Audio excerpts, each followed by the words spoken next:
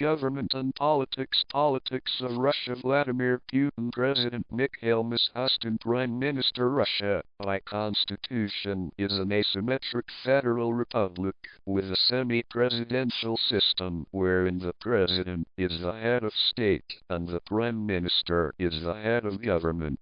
It is structured as a multi-party representative democracy with a federal government composed of three branches: legislative, the bicameral Federal Assembly of Russia, made up of the 415-member State Duma and the 170-member Federation Council, adopts federal law, declares war, approves treaties, has the power of the purse and the power of impeachment of the president. Executive. The President is the Commander-in-Chief of the Armed Forces and appoints the government of Russia, cabinet, and other officers who administer and enforce federal laws and policies. Judiciary. The Constitutional Court, Supreme Court and lower federal courts, whose judges are appointed by the Federation Council on the recommendation of the President, interpret laws and can overturn laws they deem unconstitutional.